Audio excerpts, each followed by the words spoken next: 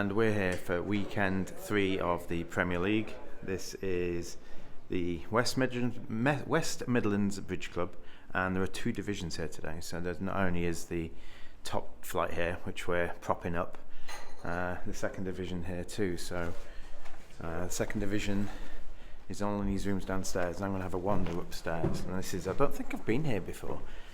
I vaguely remember being here and it having 2 floors. Oh yes, I have been here before. Must have played upstairs last time, so this is where I played last time. And this is first division table, so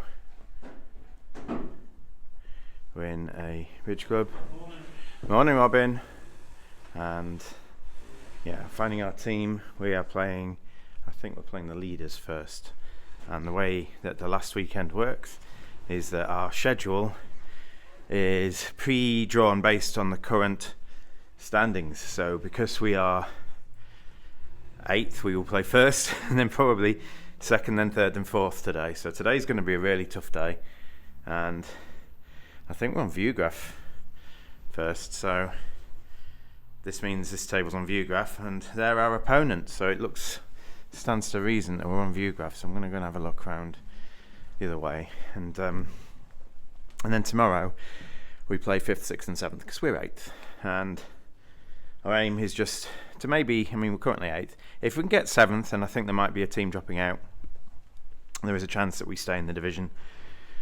And when we say dropping out, if a team disbands in such a way that 4 members of the team aren't there to continue next year, they have to restart at the bottom, or they have to join another team. So obviously, especially because there are some professional teams here, if some of the professional teams kind of say, I don't want to enter next year, and enough of the players then jump to other professional teams, then that team disappears, and so we might have a chance at staying up even if we just move up 1 place. But who knows? We're just going to try and save face this weekend, try and win more matches this week than we did last weekend, and just play some good bridge. So I'm just going to have a look for our table. There's Robin Barker, Chief TD today, or something. So we're here, and then we're view graphing, are we? Yeah, we are. This is our team table. And there's Robin behind me. Hi, Robin. Hi. Yeah, I've known Robin years and years and years. It's their choice of seating, so we don't know who we're playing, but the first team will be, there's even another room here. This is a lesson room.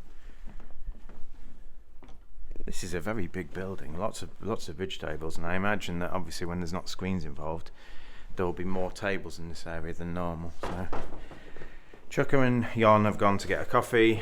We stayed over last night, but Cooper's driving up today, and it'll be us 4 first. Gone, and then I think we're playing the second match and sat at the third, so we do get a break. That's the advantage of having a team of 6.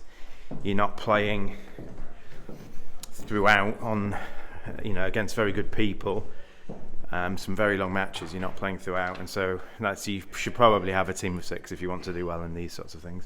So I don't envy the teams of 4, even though some of them do fine. We're in the bar area. We're going to join some other people and be back with some hands. So the first set is finished, and we went 1 off, didn't we, Chris? We went 1 off a lot. We went 1 off. They went off a few times as well, and we defended well. And more importantly, although we got a lot of negative scores for going 1 off, because I think we played more contracts, we beat everything that they bid that can be beaten. And sometimes, we defended a few quite well. We took a 3N2 off. We took a 1N3 off. We didn't really slot much in the defence, which is, usual for us, but we just got beaten in the part score battle. Basically, every time we won the contract, we went off. The only one I can make is this one here. I'm waiting for the scores. At the other table, they have Minnie. Minnie's a lovely guy, but he plays quite slow. Him and Tosh are a slow pair. So we're going to be waiting a while. Not only do Cooper and I play fast, but the other table's got a slow pair. So we'll be waiting a while. But the only hand I think I can make is this one.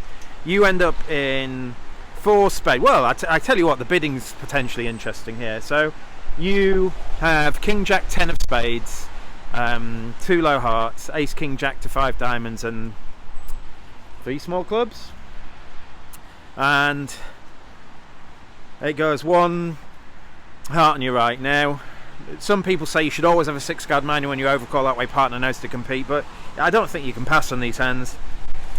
You need to show your values. Your diamonds are good enough that even if they catch you in 2 diamonds double, it's not going to be too many off. You've got decent diamonds, and more importantly, you've got values. So if partners have aspirations of game and you pass, it's going to be very difficult to find it if they preempt in hearts or something. So I bid 2 diamonds, and this goes 3 hearts on my left, which is the only weak raise they've got. They don't have a mixed raise available, and partner doubles this past you. So partner has done a take out double 3 hearts, and partner's not a passed hand, so partner could have values here.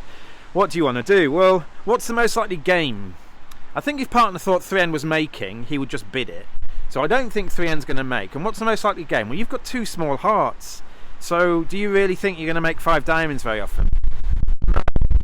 So I thought the most likely game would be 4 spades, even if it's a 4-3 fit. If partner's got ace queen to 4 spades or something like that. I've got king jack 10. Partner could have ace queen 9 to 4 or something like that. Or even just queen 9 to 4, and we just have to knock out the ace.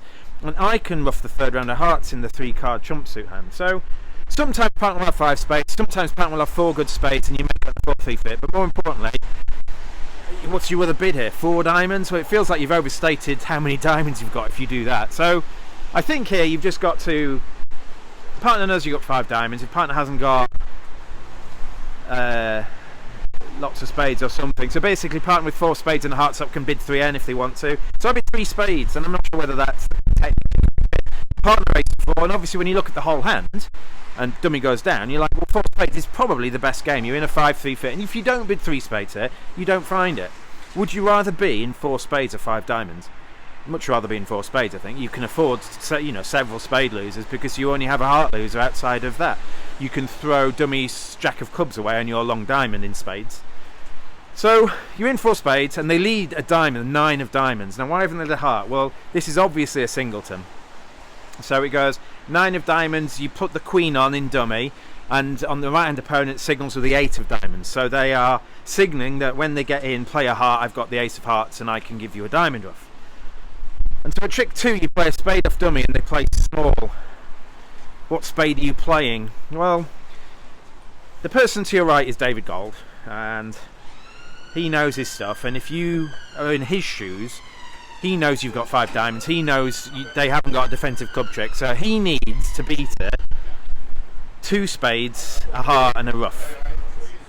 So he's going to be ducking with nearly any spade holding. If he's got like ace queen X, he'll duck in case partner's got jack X or something. He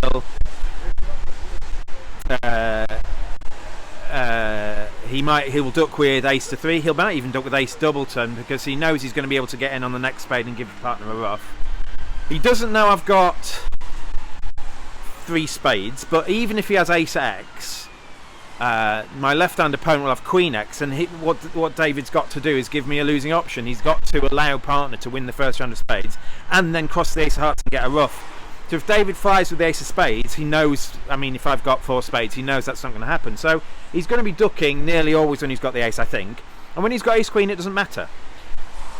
So what's more likely? Well, count how many points you're missing. You're not missing many, are you? You're missing ace, king of hearts, ace of spades, queen of spades, queen of clubs. Not many at all.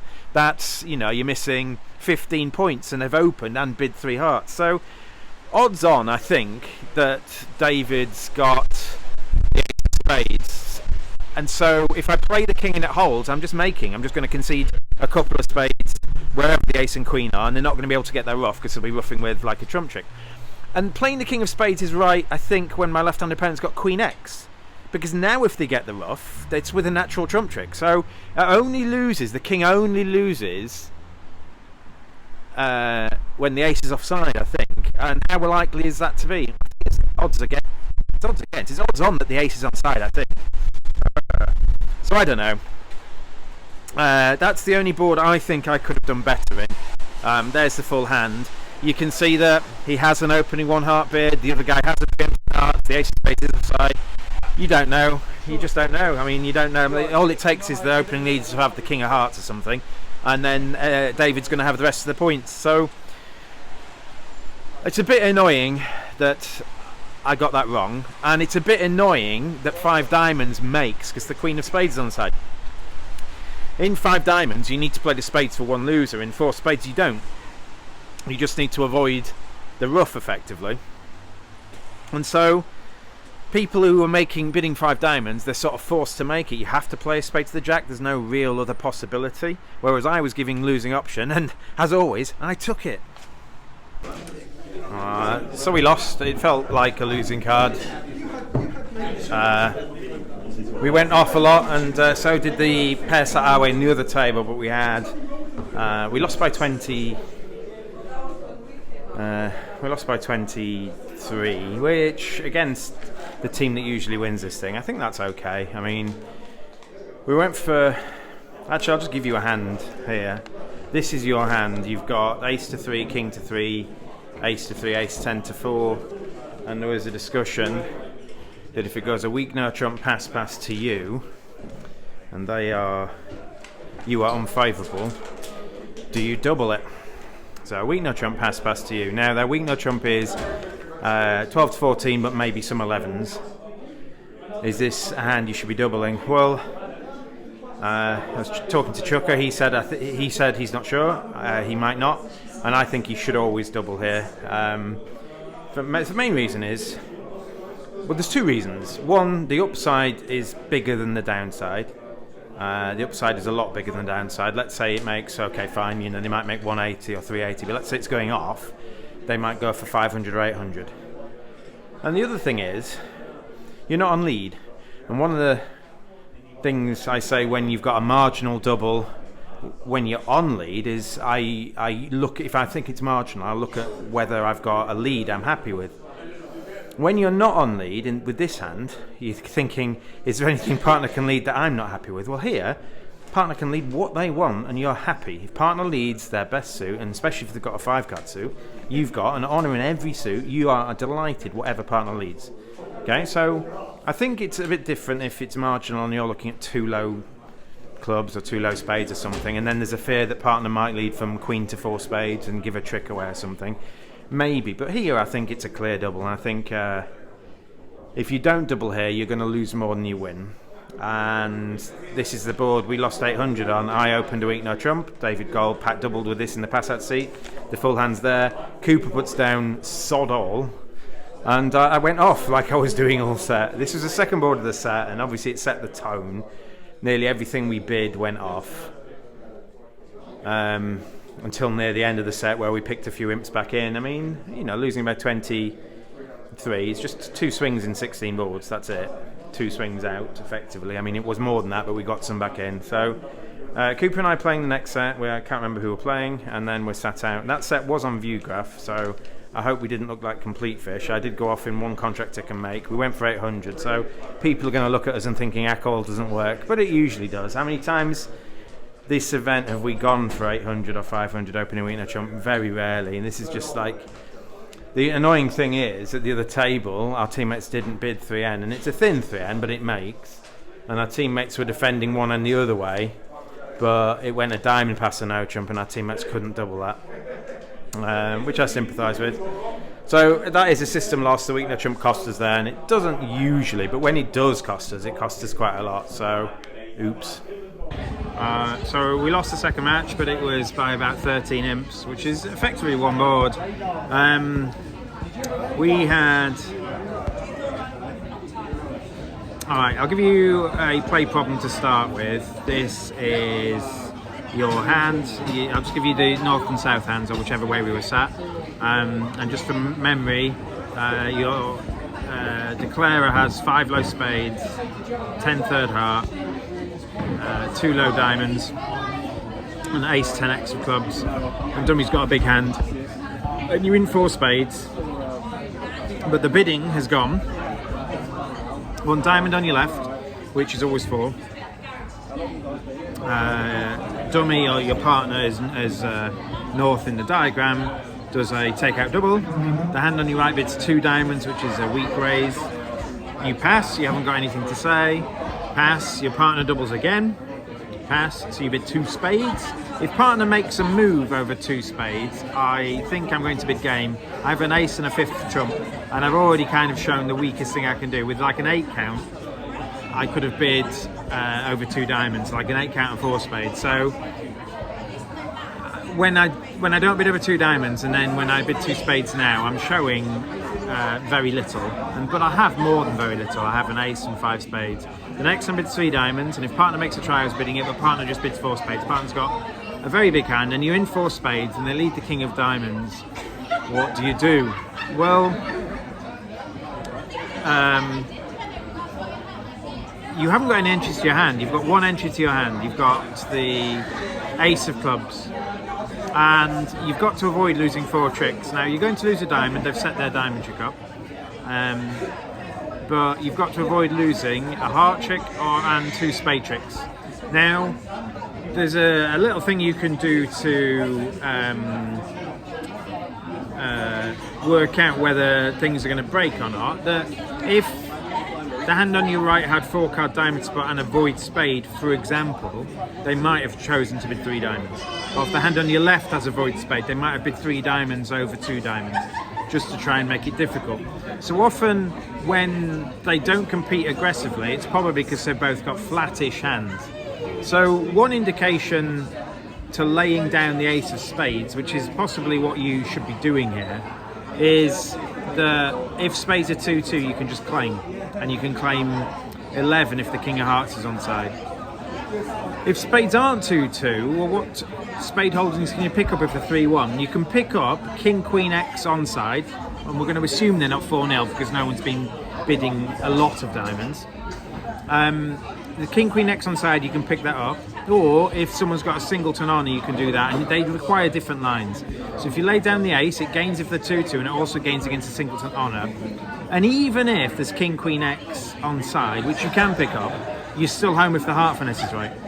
So the issue is, if you play a club to your ace and play a spade towards the ace jack, and you play the jack and it loses, you're not in real better spot, and more importantly, you now can't rely on the heart finesse. So what's more likely? King, queen, x of spades on side, and the king of hearts wrong, yeah? Or any other holding. Well, any of the holdings clearly more likely. So I played the ace of spades and no spade on the fell, and then I played another spade and it lost, and they played a 3rd spade, so the full hand's there. And you can see now the heart finesse is wrong. I'm just off now. Now I can make this double dummy. I can play a club to the ace and a spade up, but that's relying on specifically king, queen, x of spades on side. And if it isn't king, queen, x of spades on side, I can't even get back to my hand to take the heart finesse because I've got my dummy spades are too high. I can't ruff anything, and I haven't only got 1 club entry and haven't got any spade entry. So I went off there, and most people went off, but someone said you should make it, and I don't think you should. No one else has made it, so I think I'm in good company in this division not to make it either.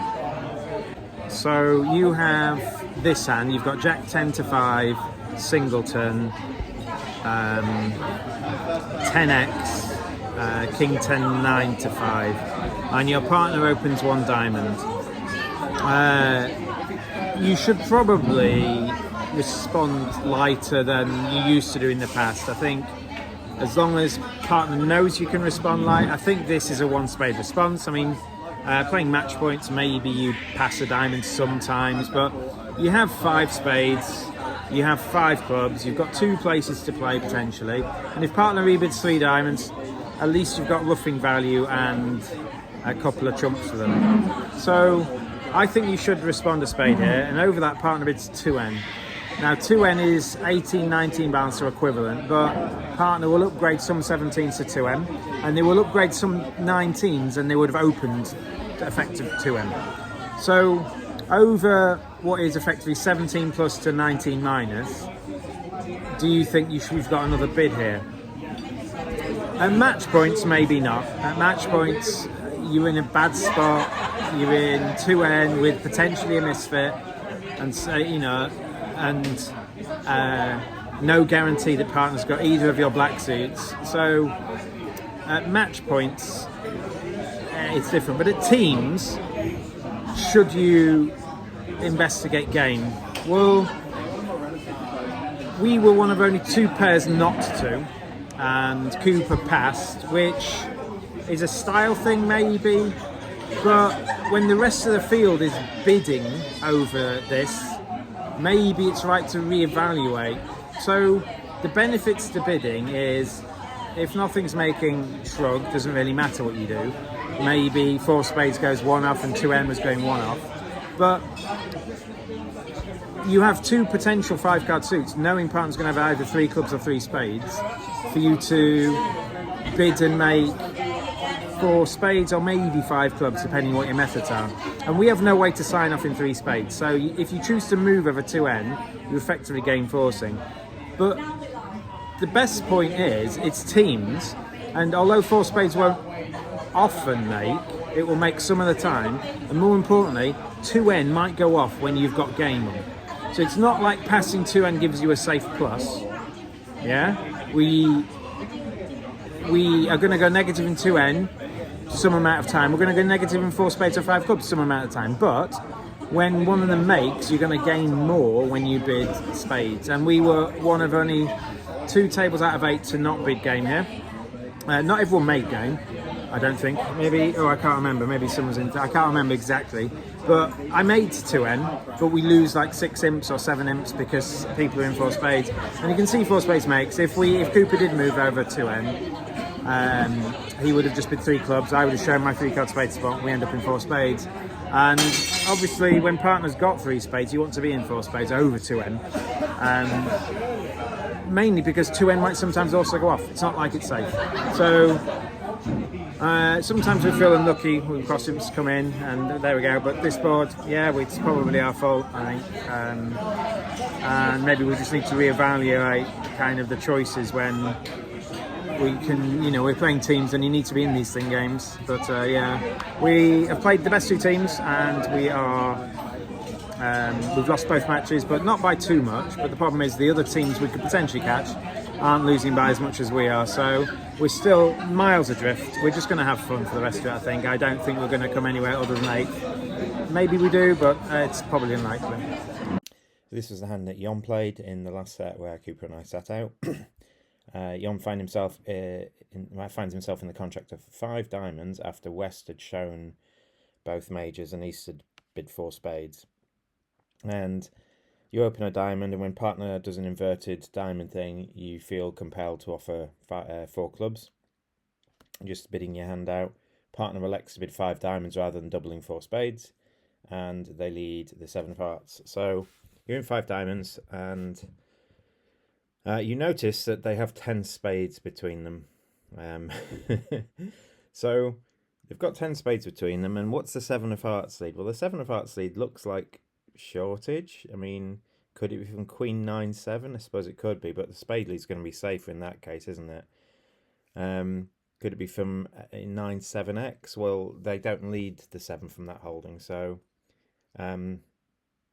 it looks like that East only has 2 hearts, which means that West is probably 5-6.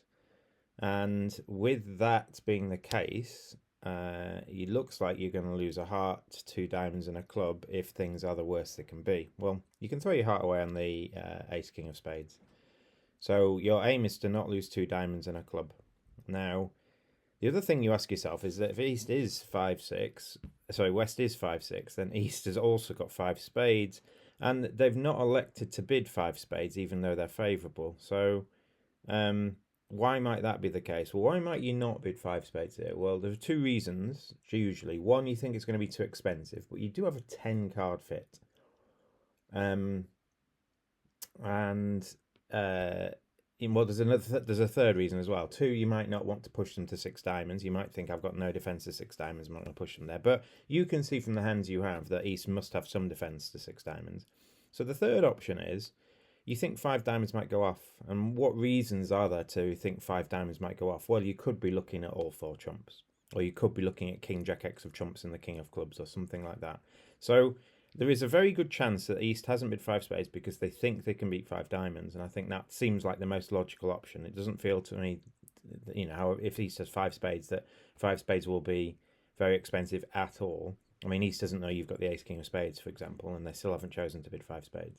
So if that's the case, what you're going to do? Well, if you win the first heart to go 7, 8, Queen, Ace, you win the first heart in hand, then you could elect to throw your spade away at this point, and maybe that seems sensible. And I think if things are breaking reasonably, that seems like a fair option. But Jon backed himself, and he backed his reading ability to think that, well, East probably has got a stack of diamond on us.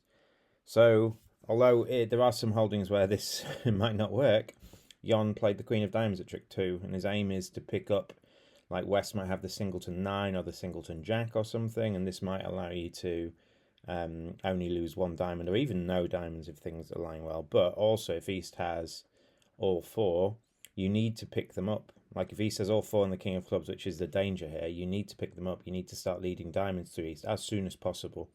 And you can't really waste the time to cross back to your hand to throw your heart away, because then you'd be in the wrong hand. I mean, you could lead a diamond to the Queen, but if they're 4-0 there, you'd be possibly in some trouble now due to lack of entries to the north hand. So East covered, you win, and West follows. Now you can throw your heart away.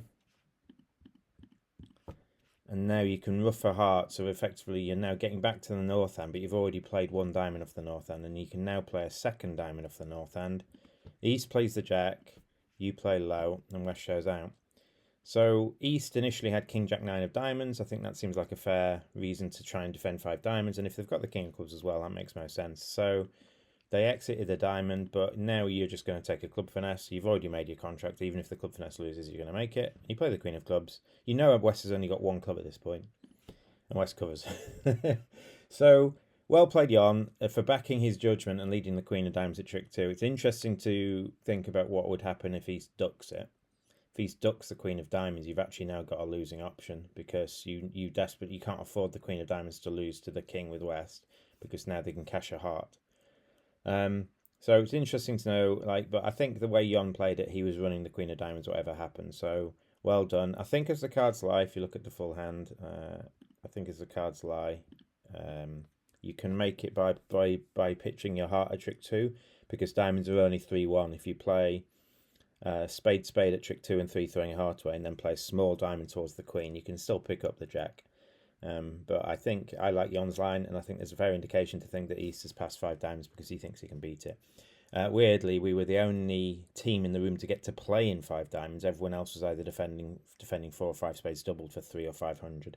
So our teammates won on the board, and the over trick was just well played, Jon, I guess. The over trick was, as the case was a lot this weekend, or these weekends, our excellent play gains an over trick. It doesn't make the contract. So yeah, well done, Jon. It was the last board of the set, and we won 3 amps on it. So in a match that we won, so that was good.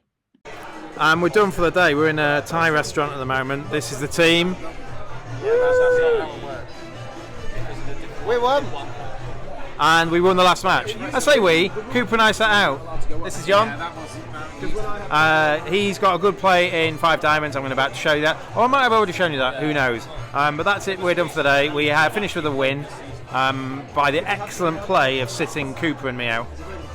So we're going to have a nice meal, and we will be back tomorrow for the final day of this year's Premier League.